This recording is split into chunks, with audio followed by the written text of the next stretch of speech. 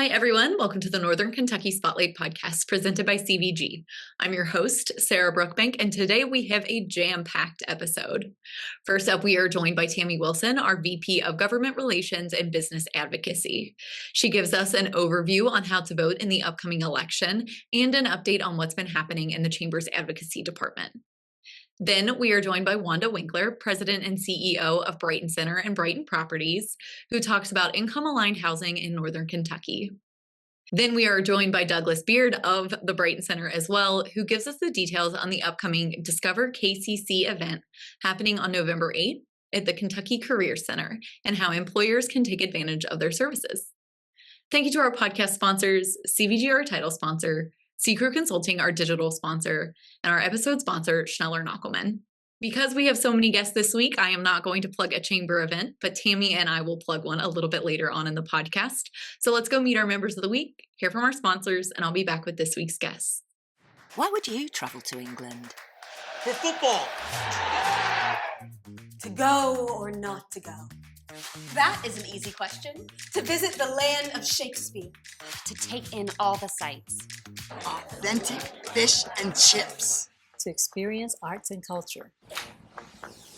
2 words, British Open. To visit my family. Same reason I go anywhere. For a pint of beer. To start my trip through Europe. Whatever your reason, there's no better time than now. Congratulations to our members of the week. You can learn more about these businesses by following the Northern Kentucky Chamber on social media, where we'll highlight one of these businesses each day. Now, let's meet our members of the week. Cancer-Free Kids aims to find gentler, more effective treatments for childhood cancer by investing in innovative early-stage pediatric cancer research.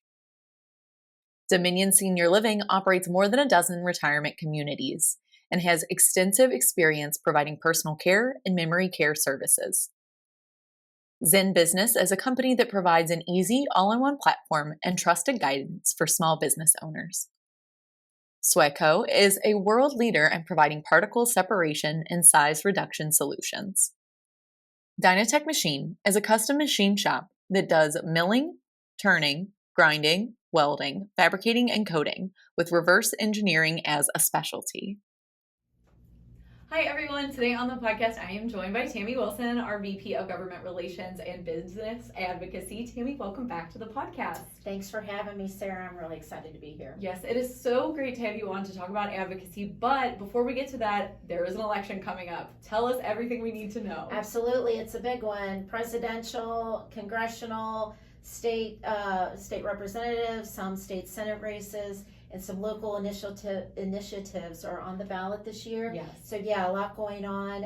It's really important that folks, our membership and business owners get out and make their voices heard on all levels of government so that we're set up for the best possible environment to have our businesses thrive. So yes, absolutely, very big.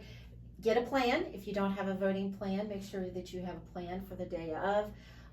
If you have already requested your absentee ballot, if that is something that you need, just make sure that you get that in the mail and that your local county clerk receives it on election day, no later than 6 p.m. That's really, really important if you are opting to vote with an absentee ballot. There's obviously some early voting opportunities. That's something that one benefit that COVID has brought to us in recent history. In person, no excuse voting in person.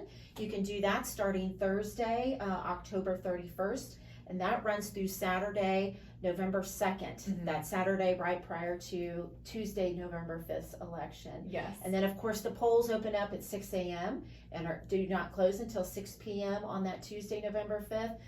For all in-person voting.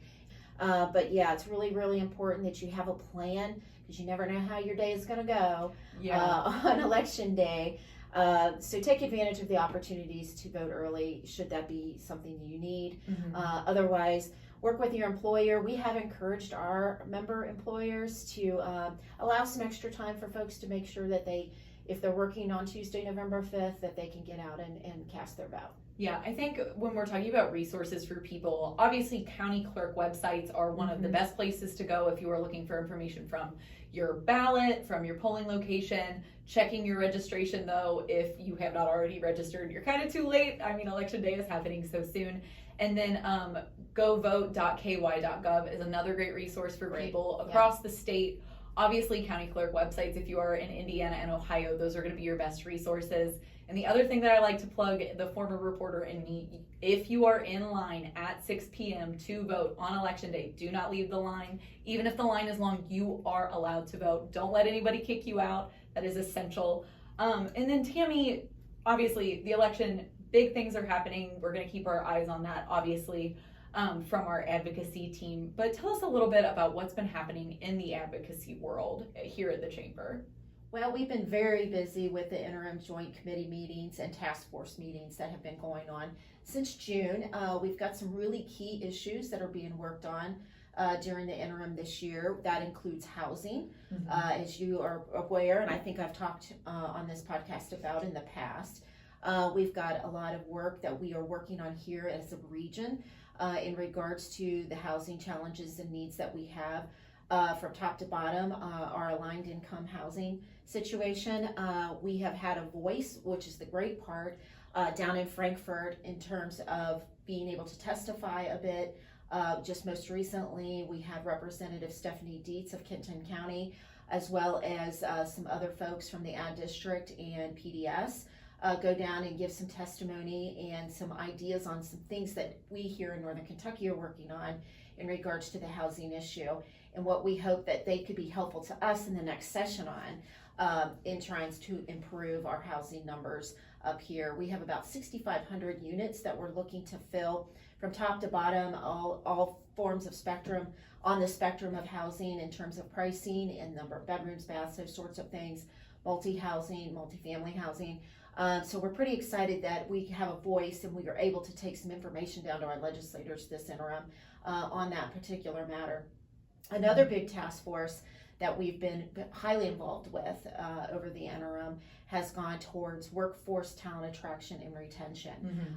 This is a subject that I've been working on with my colleagues from Lexington and Louisville, as well as others across the state, on how can we better sell Kentucky as a great place to come, live, work, and play, and give back. And we finally got some momentum with the legislature down there.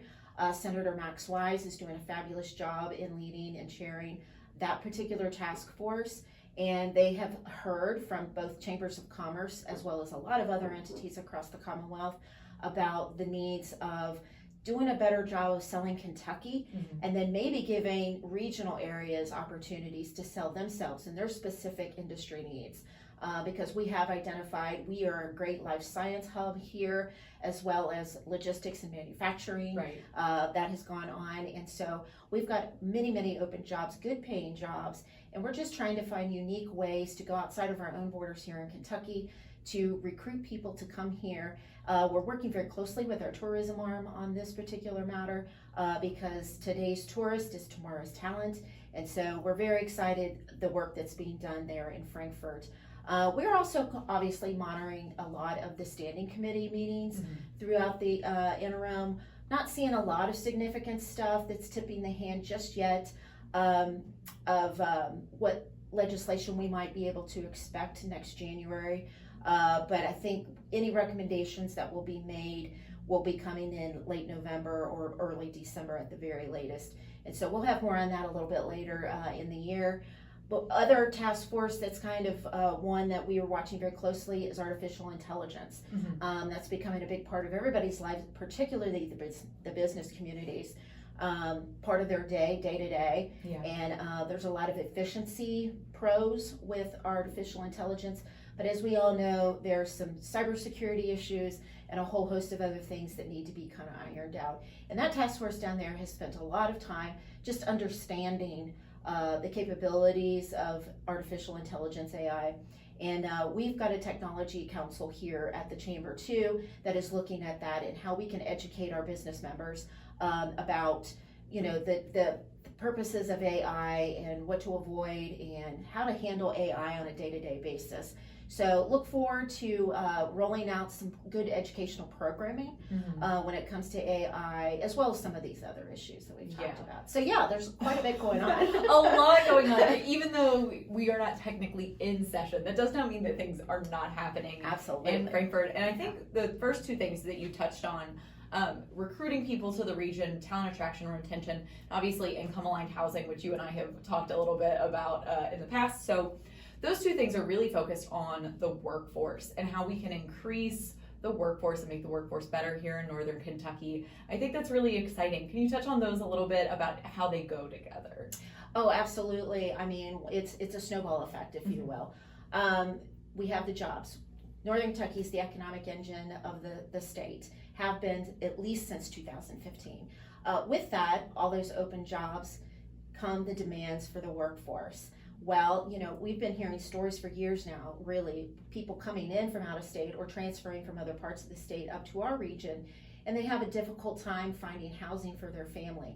So as our companies are hiring, they want to be able to be assured that there are people coming in, or there's people as their families grow, have opportunity to stay in the region. Right. And so if we don't have adequate housing in order to accommodate those different varying needs, we're going to lose those folks to other states who are doing a better job or are ahead of us in making those efforts and making those changes that are needed to get adequate housing, income-aligned housing from top to bottom. Whether that's an executive home all the way down to one bedroom, one bath, flat or apartment that somebody coming right out of college and taking a position will need. So the workforce, the housing, livability is becoming a huge effort. And again, Meet NKY is doing a fantastic job in trying to sell our assets here in Northern Kentucky, which are many. But again, we can't without adequate housing, without the jobs, and that's not a problem. Our workforce is always going to be a little bit on the shortage side, and our employers are going to be challenged in order to get their work done with the numbers of folks that they have. Yeah, and I think that's really interesting. So the task force that they've got in Frankfurt, organizations up here working on that. So more to come, really interesting stuff to look forward to. And speaking of looking forward, session is coming up. We're wrapping up the end of like an actual year, not a fiscal year, obviously. So a lot of things are happening. When you're looking forward to what's happening for the next legislative session, what are some things you guys are keeping your eye on? Well, it's not going to be a budget year. However, that does not mean that numbers and money will not be discussed and shifts could take place with that. We are just looking to make sure that any tax policies in terms of changes in taxes business to business, we will continue to monitor that and ensure that any revenue changes that occur will not negatively impact our member businesses. Right. And so that'll be number one thing. Again, housing, talent attraction and retention. I think it's going to be a huge focus, as well as the AI piece, again, next session. We are going to have some leadership come up here next month. So I think we'll get some greater insight on that at that point. But yeah, all these things that we've been focusing on all summer long, I think are going to continue in January into the 2025 General Assembly. Yes, and you plugged the event that we have November 20th. It is our legislative session and business advocacy preview. This is an event that we put on every year at the Chamber, just kind of giving our members a look forward into what we can expect and hearing from leadership down in Frankfurt. Tell us who our speakers are this year. Tell us a little bit about this event. Yeah, this event, many of you probably have attended this event before. It's formerly known as Where We Stand. I wanted to kind of rig the name a little bit better to really put emphasis on the purpose of the event. Right. And that is to talk about what's going to happen in the next General Assembly and what advocacy issues that we have been working on during the interim, talent attraction, retention, AI, all those things, how those tie together and where we can move the needle coming up in that next session. So this year, we're very, very pleased and excited that we are going to be able to welcome Speaker of the House David Osborne and Senate Majority Caucus Chairwoman Senator Julie Rocky Adams. Two fantastic leaders. They've been well established in leadership for quite some time. Very common sensed pro-business legislators. And of course, they help set the agenda for their respective chambers.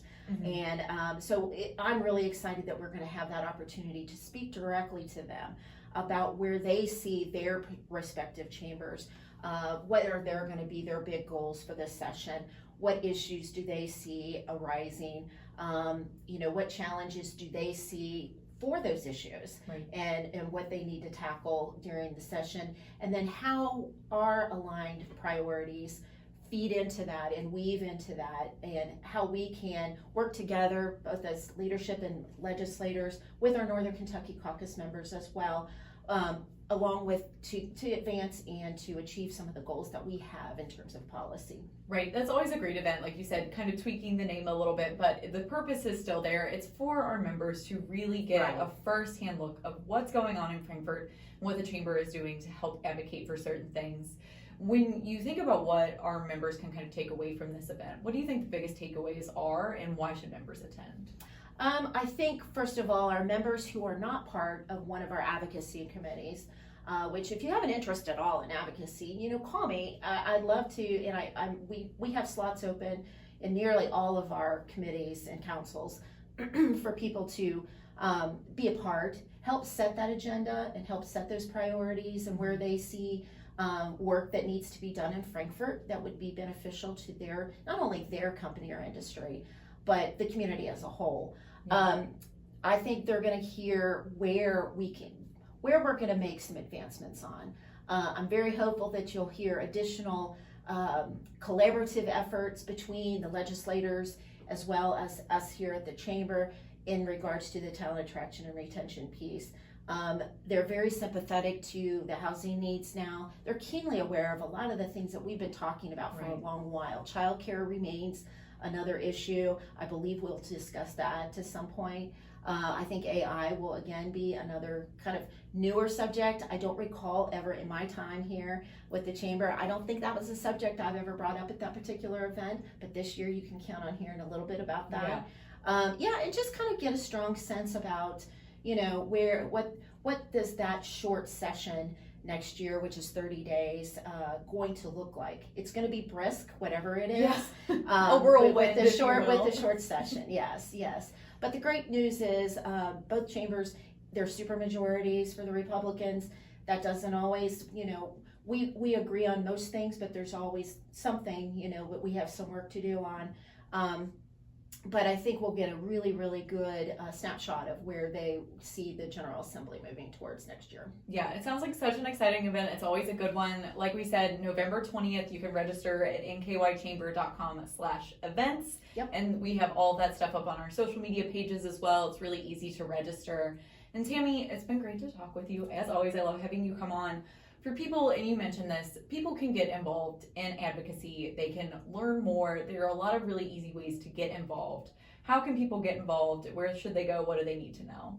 A couple of things. Again, I mentioned the councils and the committees, advocacy committees earlier. You can get in touch with really nearly anybody here at the chamber. Lynn Ablin, our VP of membership, she's a good starting point. You can contact me directly as well. If anybody talks to Brent, which a lot of people talk to Brent, he can absolutely steer you in my direction. And what I'll do is just reach out to them, kind of give them an idea of time commitment, what does that look like. It's not overly, tedious type of work, but their voices are very, very important. So I really do encourage people to consider that. We do distribute newsletters and do update calls during the General Assembly. So if somebody has an interest about receiving those, you don't currently receive those, let me know. We'll get you signed up.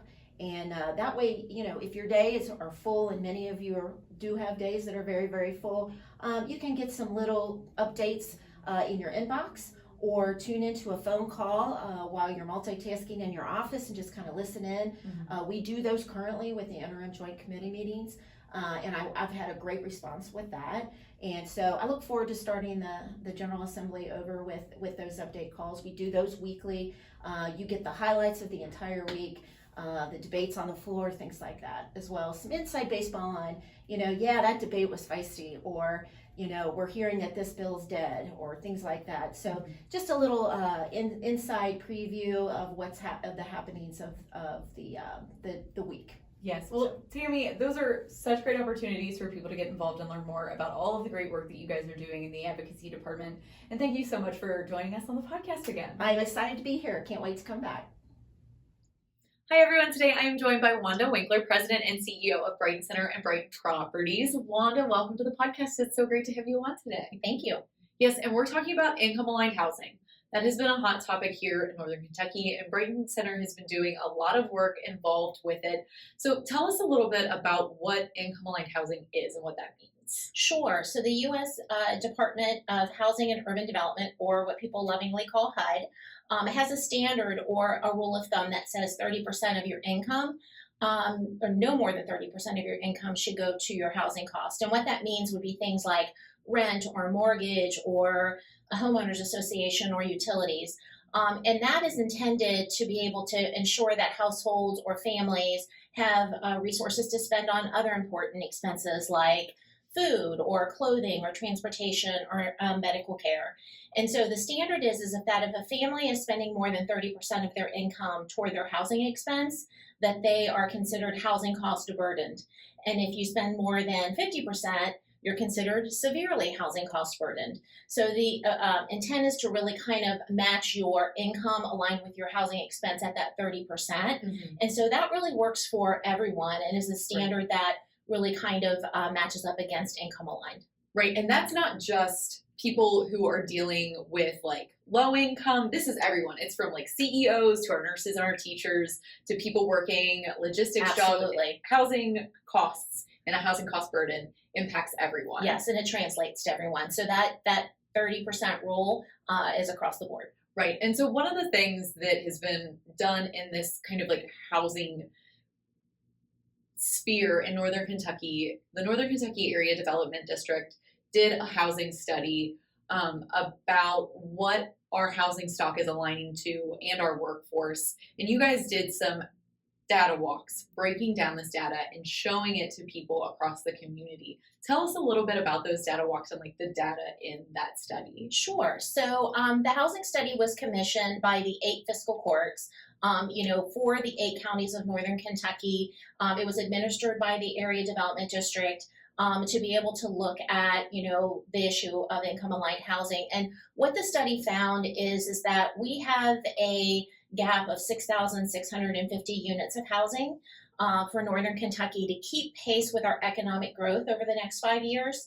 And so really, if you take that and look at it a little level down, those 6,600 units, around 3,260 of those units are for people around $15 an hour to $25 an hour. And so what that translates to is $31,200 to $52,000 a year. Mm-hmm. And so that's significantly important because 60% of the folks that work in Northern Kentucky are making $60,000 a year or less. Mm-hmm. So that translates, like you said, to entry-level teachers, first responders, transportation and logistics. So it's a very much a cross-cutting, issue as far as the impact of housing stock aligned with folks that are making, that as far as their income.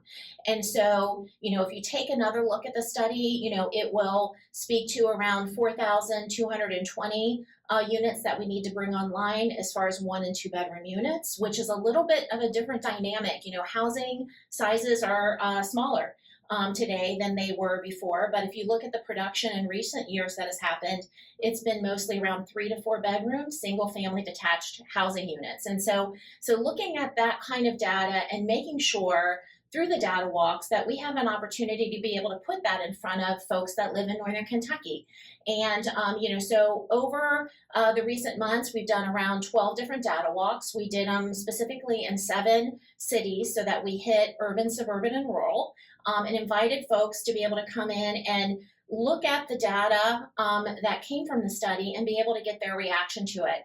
Data Walks was a very specific methodology that was promoted by the Urban Institute nationally, and with support from United Way, we were able to look at making that data available and to ask three primary questions. What stood out to you about this particular study, or data?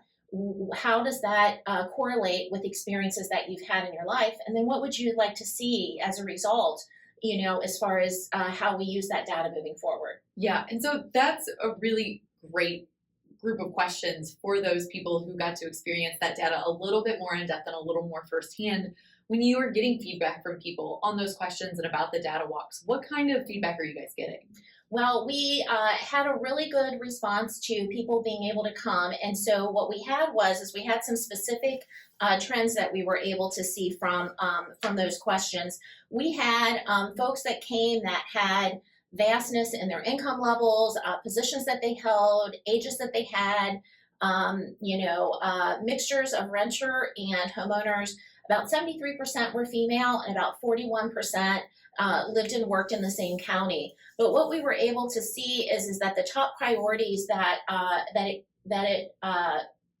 impacted their ability to choose what their home would be is the income aligned, their monthly payment aligned to their income? Is it close to work? And for folks, close to work meant less than 15-minute drive or the ability to be able to walk. Did they like the neighborhood? Did the size of the house and the amount of bedrooms, did it match the needs of their family? And was it close to their family and friends? And so those were the things that popped out the most strong when it came to the priorities when choosing a home. Mm-hmm. But when it came to the questions that were asked, it was really interesting because what stood out after reviewing the data, I think all of the data for the most part was eye-opening for folks. The gap that we actually have of income-aligned housing units in our community, when you think about the wage range of the $15 to $25 an hour, that definitely drawed attention. And I think most people were not aware that the majority of our jobs are at $60,000 or less a year. So that was a little surprising to folks. But I think really understanding the importance of how income is aligned, to the housing cost and how important that is. And many people hadn't really given that much thought. Right. They hadn't taken the time to calculate that in quite some time. So that was really interesting and surprising. And I think people understanding the need for 1 and 2 bedrooms tended to be a surprise or new information, to them. But as they looked at their income, that 30% really stood out as far as how that connected to their experience today. And many people, if it didn't impact them directly, because we had about 34% that were cost burden, about 40% of the folks that came that were renters, they, if it didn't apply literally to them, they knew someone to whom it did apply. So that was really interesting. And then what they would like to see as a result of the study, this was really helpful. People want and need income-aligned housing. They were very clear about that. Housing that's well-maintained, higher quality, close to amenities, and walkability was extremely important. Mm-hmm. Identifying the need for seniors and veterans, that was really important. Finding ways as a community for us to deal with pacing increases in rent was particularly important. And then helping people build awareness, not only of this data, but resources that are available to help themselves and their families. Right. And I think that's a very great point all these people are making. When you think about housing, if it doesn't impact you, like say you have your house, you're not moving, it's impacting our friends and neighbors. I know as someone who is a millennial and a lot of my friends are having kids and maybe baby number 2, they're looking for houses that are a little bit bigger. I know they're really struggling to find that second option or maybe that first option, getting out of an apartment into a home that fits their needs. So what are you guys doing with this data now that you have it? Well, now that we have the data, we're trying to make sure that we assemble the information and share it with community leaders and partners so that as we think about the unique needs of each community and a menu of options that are needed, that it can be informed by the voice of the community, and that it helps us think about solutions. One of the ways, if folks haven't been able to participate in a data walk, it's not too late for them to weigh in and to be able to share their input and the feedback on any of those 3 questions, about what is interesting about the data, how is that impacting their experience today and what would they like to see, as far as moving the study forward. And so if you go to the Northern Kentucky Area Development District website, there is under the Northern Kentucky News a link to the Northern Kentucky Housing Study. And if you go into that part of their website, there is a form that you can, get connected to be able to offer input and to learn more. Yeah, that's really important that you guys are leaving that open for people to provide feedback. So when you think about next steps, you guys are looking at this feedback, you're informing other public officials and other leaders in the community about this issue. What do you think people need to keep their eyes out on for the horizon for this program? Well, I think it's important to be open to realize every community in Northern Kentucky has unique needs. And if we're able to identify options that might fit each community, that we can move forward and make an impact and a change on this important issue. I think it's also important to understand and recognize that Northern Kentucky is not alone. We're not unique. This is a national issue. But if we can't figure out together what might be an appropriate way to be able to address that alignment, then I just want to make sure that that we all have a place and that we're all able to move forward to keep the economic vitality of our community strong. Yeah, I think that's a really great point. And Wanda, thank you so much for your time today to talk about income-aligned housing and all the work the Brighton Center is doing on this project. Is there anything else that you think our viewers and listeners need to know today about this? No, I just really encourage folks to seek out, to understand what the data says, and to be engaged and a part of the solutions as we move forward. All right. Well, Wanda, thank you so much. Thank you. Ranking on Google Search and Maps is easy to understand, but hard to do. It requires constant effort and attention, uploading new photos, responding to Google reviews, writing weekly posts, and checking suggested updates. Google listing optimization takes experience and time, and there are no shortcuts. C-Crew gives your Google My Business account the steady, consistent attention it needs to be effective, optimizing, updating, and expanding critical content every single week. From local retail stores to large regional networks, C-Crew generates content, establishes benchmarks, and creates dramatic, measurable increases in engagement. So what can C-Crew do for your business? More calls, more clicks, more clients.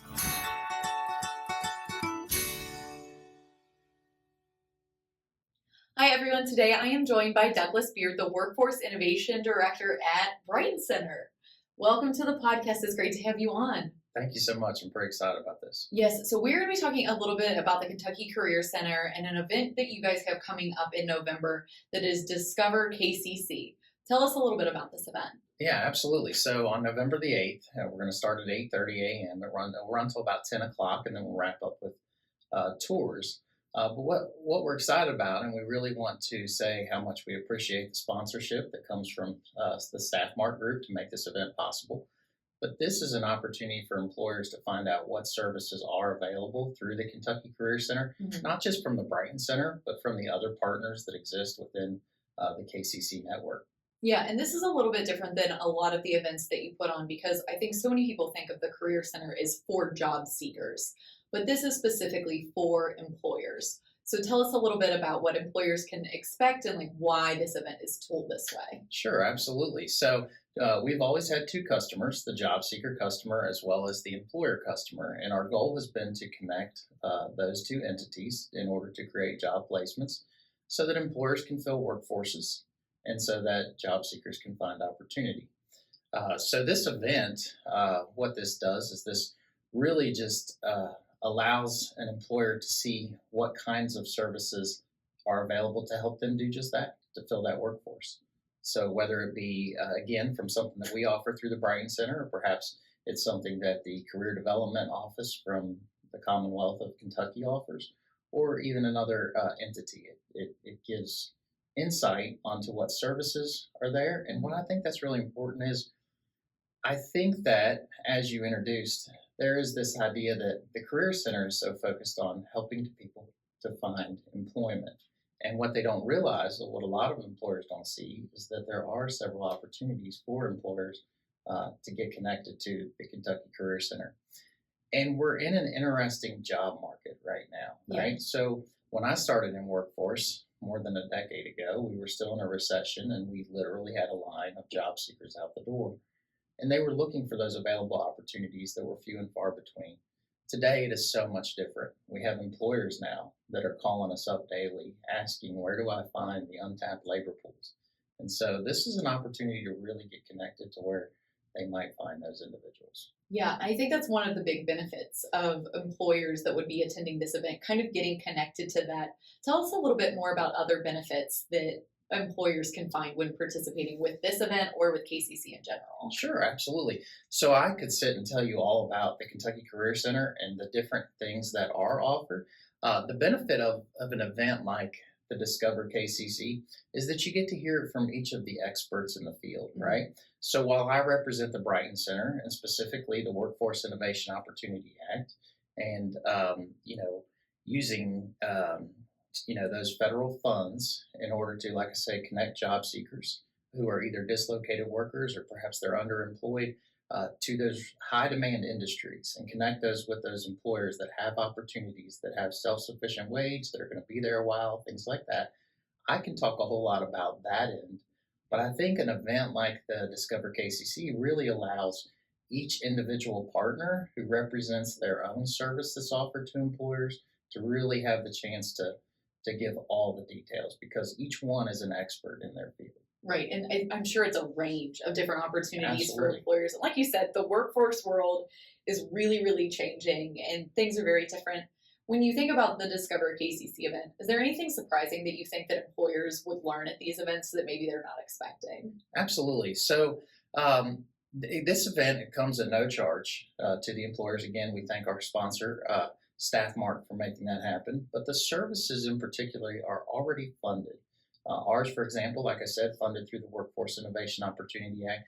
Many of the other services are paid for through federal dollars or grant programs. And I think that employers don't often realize the impact that some of these things could have on their bottom line. So let's think about work opportunity tax credits, for example. So they can actually receive tax credits for hiring individuals in certain populations, right? So we go through all of those work opportunity tax credits and how that impacts them. Also, we have what we refer to as on-the-job training opportunities. Mm-hmm. So there's programs like Work for Success, there's the wage subsidy program, and these are opportunities where employers can not just get employees, individuals to fill their workforce, but potentially they could get matched dollars or even wages paid for through the programs that are available. So I do think that comes as a surprise to them when they realize that participation and engagement with the KCC can impact their bottom line. Right. It's not just about the employees. It's so much more than that. There are a lot of other opportunities there. For people that want to register for this event on the 8th, what do people need to do to get involved with that? Oh, great question. So Brad Dansbury, he is one of our business service representatives, and his email is bdansbury@brightoncenter.com. And if you just shoot him an email and say you're interested in being a part of the Discover KCC on November the 8th, he will have you registered. You'll hear from him, and we'll get you there. Yeah, that is awesome. That sounds very easy, very straightforward. And then for employers that are really interested in this event, but maybe have a conflict on the 8th, how can they engage with KCC and learn more, and how can they get involved outside of this event? Sure. So we do really hope that everyone can participate in this, and but we do have a capacity. So if we reach that capacity, we might have to put you on. We do try to do this quarterly, but in the meantime, again, just reaching out to Brad Dansbury. That's a great opportunity to get connected to the KCC. We can have an individual one-on-one with an employer. We do like to do employer tours. That helps us in a lot of ways, helps us to understand company culture. It really helps us to understand the expectations and experiences of potential candidates, so we can communicate that clearly to our job seekers to know, hey, this is the environment. I'll tell you where that really makes a difference. We were working with a company once that was in the produce department, right? And they wondered why their turnover was so high. And so we took a tour. And one of the things we asked at the end was, do you do your interviews on site? And they did not. And we encouraged them to do that simply because When you think about produce, you have to have a colder environment, so it's very cold. And you think about onions being cut regularly, that can maybe smell a cause certain way. maybe cause you to cry a little bit. So just we like to connect with employers so that we can maybe offer some suggestions, but then also so that we can just take that environment and that full understanding of what the company has to offer and take that back to job seekers. Yeah, it sounds like you guys are really doing this from like a holistic approach for both the employers and the job seekers, which is great to hear. We know you guys do great work in our community. And Douglas, it has been so great to have you on. Before I let you go, is there anything else that you think our viewers and listeners need to know about KCC and this event that you guys have coming up? Well, sure. And, as I said, I am employed by the Brighton Center. I work specifically at the Kentucky Career Center with the other Kentucky Career Center partners. But one other thing I do want to put out there for employers is the work of the Brighton Center. Not my department specifically, but they may have employees that are struggling with transportation needs, with childcare, maybe some food insecurities. And the Brighton Center has, 48 plus programs agency-wide. And, we'd love to connect with employers on that note as well, just to say, if you have employees that you recognize are in need, please know that we do have available resources to assist with that. Yes. Well, Douglas, thank you so much for that plug. We know Brighton Center does great work, and it's been great to talk with you about KCC as well. So thank you once again for joining us. All right. Thank you for having me. Chris Knockelman with Schneller Knockelman Plumbing, Heating, and Air. It's spring now, but before you know it, our ACs are working overtime. Dave, it's going to be warm soon. Right now is a good time to get the AC serviced, right? You can get your AC tuned up for only $59. So get your $59 tune-up at SKPHA.com.